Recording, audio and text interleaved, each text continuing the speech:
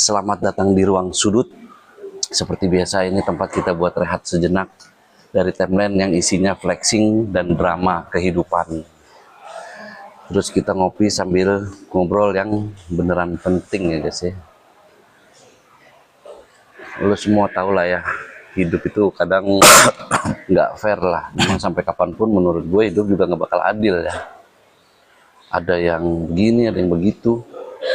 Ada yang lahir punya starter pack yang lengkap, ada yang lahir modal cuma semangat doang, kayak kita berdua aja nih. Dimodalin cuma itu doang soalnya. Modalin cuma semangat doang.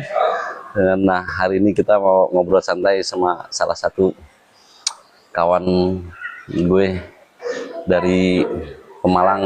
Coba perkenalkan diri, Om. Iya. Kenalin gimana nih? Ya nama lo lah, maksud nama gue. Gue Sandop dari sebenarnya bukan Pemalang, gue ya. Pekalongan cuma ini nyari duitnya di Pemalang. Nyari duitnya di Pemalang. Ya, gitu doang sih. Dia bukan CEO, bukan selebgram dengan followers jutaan juga ya. Bukan lah. Terus tapi dia punya cerita gokil tentang gimana rasa harus berjuang dari nol. Nggak punya privilege, modal pas-pasan. Modalin otak doang soalnya kita bingung kan mau ngapain. Tapi pundaknya harus kuat banget gitu kan. Karena dia udah jadi tulang punggung keluarga juga. Bayangin lagi sibuk mikirin mimpi sendiri, udah mikirin nasib orang rumah juga. Berat John nih. Berat, tapi mau bagaimanapun kan kita laki gitu kan. Kita lahir iya. udah kena beban. Jadi intinya gue bikin video ini untuk ngobrol-ngobrol singkat santai aja ya John ya. Dalam arti kata ya, kenapa di sini gue kasih nama Ruang Sudut. Ruang Sudut ini maksud gue gini John. Selama ini kita pernah atau sering dengar lah kata-kata laki-laki nggak pernah bercerita gitu ya John. Iya, banyak gitu yang ngomong Banyak yang ngomong kayak gitu. Laki-laki nggak pernah bercerita, laki-laki menahan semuanya sendiri. Tapi menurut gue saat ini bukan cuma laki-laki John, perempuan pun sama. Banyak yang diem nahan semua sendiri. Atau bunuh diri, gagal nikah bunuh diri, terus karena asmara bunuh diri, karena karir bunuh diri. Banyak yang berita-berita kayak gitu. Iya, banyak sekarang. Nah dari situ kan gue mikirnya sebetulnya bukan kita nggak punya tempat bercerita, tapi kadang kita bercerita pun malah jadi ngadu nasib John. Nah, Kan? si malakama jadi Malakama kita cerita mau ngurangin beban pikiran, malah kadang nambah pikiran. nambah pikiran ya kan. Ditanggepinnya malah lu masih mending lah. Kita kan orang cerita mau ngurangin beban malah jadi ngadu nasib. Adu nasib. Lu mending, gua mending. Yang nggak mending siapa terus? Makanya feedbacknya kan nggak bagus. Hanyalah gue bikin kayak Ruang Sudut ini gitu ya kan. Nah nih gue sih mau apa ya, kayak mau ngasih pertanyaan-pertanyaan deh, mungkin ada sedikit cerita yang bisa lu sampein ke rekan-rekan lah untuk jadi pelajaran hidup. Jujur nih John, kapan sih pertama kali ngeh kalau hidup lu itu beda dari teman-teman lain yang udah start duluan? Kayak waduh gue harus kerja keras 2 kali lipat nih. Momennya di mana John? Oh, awal gue ngerasa ya, ngerasa gue harus jadi laki gitu. Nah, harus jadi laki, harus kayaknya gue harus kerja 2 kali lipat dari teman-teman gue gitu. Ya semenjak gue selesai nempuh pendidikan John. Dalam artian kan, gue udah mulai sadar tuh gimana gue nggak bakalan ngegantungin kebutuhan gue, dalam artian kebutuhan ya. Iya. Plus keinginan, dalam artian keinginan kan kadang kan kita butuh tapi juga ada bedanya, lebih banyak kan pengen gitu. Bener sih, memang ada antara mana kebutuhan mana kepengenan gitu ya. Dari situ mulailah dari selesai gue nempuh pendidikan, gue mulai tuh nyari-nyari kerjaan. Gue pengen kayak temen-temen, wah si A udah punya ini, si B udah punya ini, gue belum nih, gue harus nyari siapa nih. Gue minta sama orang tua juga nambah beban buat orang tua beban, gitu kan, buat bener, bayarin bener. sekolah gua, kuliah gua aja kan udah ya dipaksa-paksain lah ada kayak gitu kan. Dibilang berantakan, berantakan, dibilang Berantakan enggak ya. kan, iya kan. Iya, Cuma bener. dimodalin, ya udah lu belajar, dimodalin ilmu, ya lu nyari. Nah di situ gue mulai sadar gue harus kayak temen-temen gue. Dari situ gue mulai tuh ya nyari-nyari kerjaan lah, apa yang ada potensi gue bisa gali, ya gue gali di situ. Awal itu Jon. Awal tuh Iya. ya.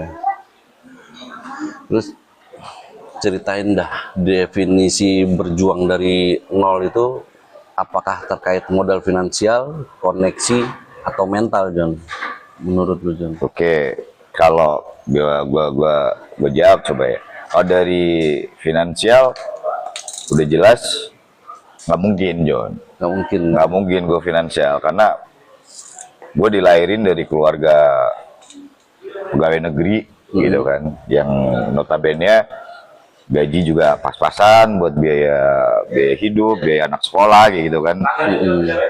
Jadi nggak mungkin kan buat ngemodalin gue kecuali selain ilmu kayak gitu kan, dibayarin sekolah, kuliah itu kan dimodalin ilmu doang gitu kan. Terus kalau bicara koneksi, circle gue kan belum dapat Jon. Semenjak gue sekolah, kuliah kayak gitu kan, circle gue kan cuma anak-anak sekolah, anak-anak kuliah. Mereka juga belum apa nih, jadi gue nggak bisa tuh bicara koneksi. Gue belum punya waktu itu buat memulai semuanya. Benar. Kalau untuk mental pasti itu modal satu-satunya. Modal satu-satunya. Modal satu-satunya cuma mental doang. Jadi awal gue nyoba ngejalanin sesuatu hal, ngelangkah pakai kaki kanan, ya disertai mental doang sih modal gue. Pokoknya ya apapun hasilnya gas dulu aja. Gas berarti. dulu aja. Terus waktu teman-teman lu sibuk nih nongkrong, nonton konser, beli sepatu-sepatu baru, sneakers gitu, lu mungkin sibuk mikirin cicilan atau biaya sekolah adik-adik lu. Berat gak sih, Jon, buat nggak ikut-ikutan kayak tren terus dan fokus ke hal-hal lain gitu, Jon?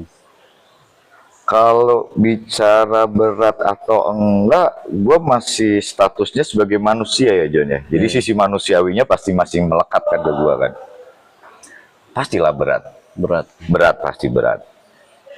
Tapi bagaimanapun juga kan kita harus memilah dan memilih Jon. Yang tadi awal kita sempat agak singgung kan antara kebutuhan dan keinginan. Jadi mau bagaimanapun karena gue sadar diri, mawas diri. Jadi gue harus pelan-pelan tuh ngesampingin keinginan. Gue prioritasin dulu kebutuhan. Dalam artian ya ntar-ntaran dulu deh. Kalau gue ada lebih, baru gue bisa tuh ada konser.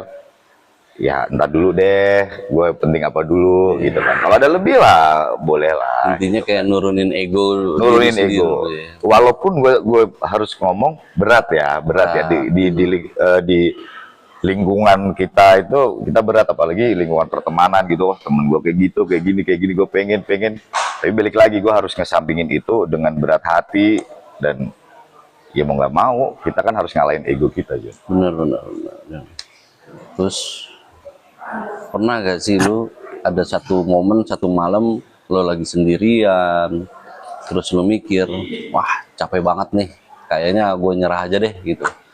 Apa yang lo lihat atau lo pikir dari momen tergelap itu, Jon, sampai akhirnya enggak lah, gue bangkit aja dah gitu, gue bangkit lagi nih gitu.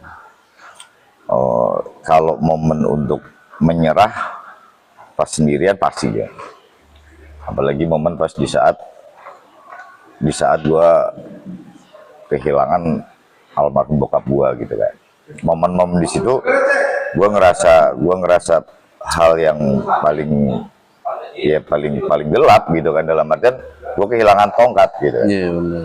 Kadang ya arahan dari orang tua perlu, Jon ya. Iya perlu, karena mereka cuma ngajarin kita hal-hal baik, tapi mungkin bokap gua lupa cara ngajarin gua buat gue hidup tanpa bokap kayak gitu. Gue butuh tongkat. Jadi ada momen di situ, tapi buat gue malah justru bukan buat gue nyerah terus terpuruk, justru jadi motivasi. Ya pasti ada alasan lain kenapa bokap gue nggak ngajarin kayak gitu. Ya gue harus asa mental gue lebih dari ini. Jadi gue malah justru termotivasi, walaupun sempet sih gue down waktu itu. Terus gimana nih, gue nggak bisa nih sendiri ABCDFG kayak gitu. Di situ gue juga bangkit.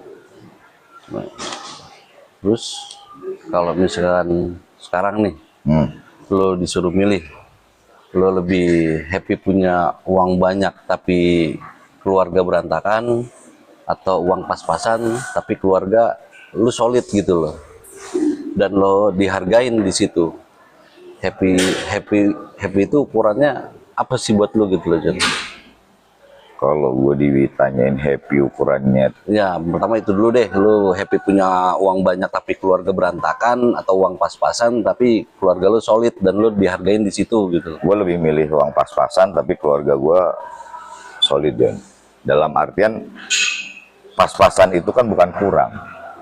Jadi kita masih bisa ya menuhin kebutuhan kita, tambah-tambah bonusnya kan happy. Happy dalam artian solid, nggak ada masa. Percuma gue punya duit banyak tapi keluarga berantakan, kan gue harus ngeluar energi lagi buat mikir ABCDFG untuk memperbaiki kemelut rumah tangga kayak gitu.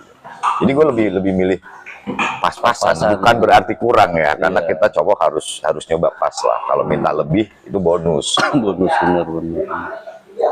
Terus happy itu ukuran lu apa sih? Tolak ukur happy dalam hidup lu tuh apa gitu? Buat pribadi gue sendiri atau gimana nih? Buat pribadi lu lah, Pribadi dalam sudut pandang lu tuh happy itu tolak ukurnya di mana gitu. Kalau buat gue happy dalam sudut pandang gue sih dimana gue dapat rasa nyaman, kan? Nyaman dong, Tenang gitu. Tenang. Terus lihat orang-orang di sekitar gue juga ngerasa nyaman ada di sebelah gue gitu.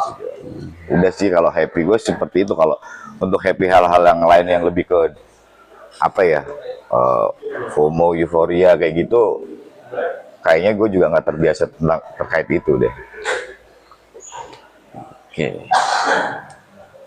Nah, itulah guys, dengerin kan, hidup itu memang nggak adil. Kadang ada orang udah startnya dari 100, kita dari 0.